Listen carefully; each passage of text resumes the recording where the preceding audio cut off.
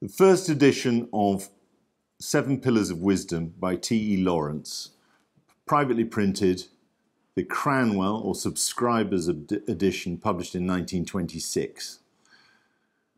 Now, this is one of the most lavishly produced privately printed books that one can conceive. Lawrence really wanted to make it look handsome, and so he chose 5 or 6 of the best binders of the time, and he got them to produce their best work on the bindings. You can see here it's richly tooled on the covers in gilt, and the end papers we can also see are decorated here by Wadsworth, who's the artist who produced some of the illustrations inside the book as well. It's a really handsome binding, finished with a gilt top edge, which really helps protect the book and keep it from dust and other environmental damage.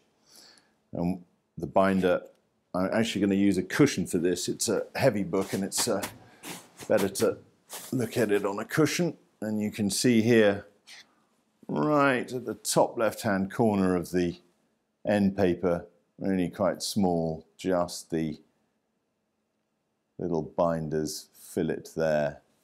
Roger de Coverley and Sons, who were fine binders of the time.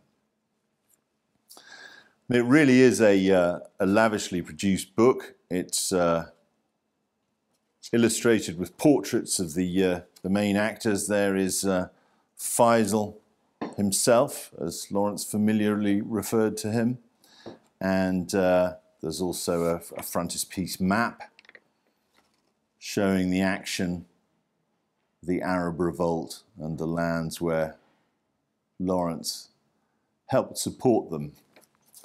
Lawrence was an eccentric man in all sorts of ways. This book is not, in the classical sense, well produced, in that he used a man who'd never made a book before. So the number of copies that they managed to produce amounted to 211 copies overall. And there were only 170 of them that were complete or considered complete by Lawrence, and the complete copies were the ones that he sent to subscribers, and he signed each one saying that it was complete. He dated it. You can see here he uses the initials TES because he was going by the name of Shaw. By the time the book came out, he was a bit of a trickster and changing his identity. He's also corrected the list of illustrations by hand there as well. The book itself, the text, is well printed for somebody doing it for the first time, and decorated with these nice capitals, larger initials at the beginning of the chapters. But most of the illustrations are at the end of the book, and they're gathered together here. There are maps, and there are some, that's Jeddah, it's a photogravure from a photograph, but there are also portraits, rather handsomely produced portraits, pastel portraits of the major figures in the action. There's Allenby, all the British stores there, and there's Lawrence himself.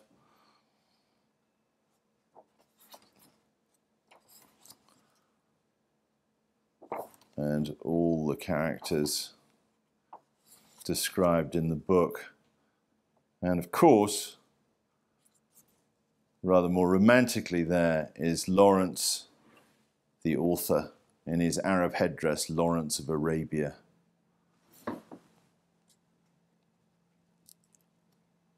So, a very lavishly produced book. This copy is in excellent condition. It's got no flaws of any kind. The leather is strong. There's no rubbing or wear. It really is, it's clean throughout.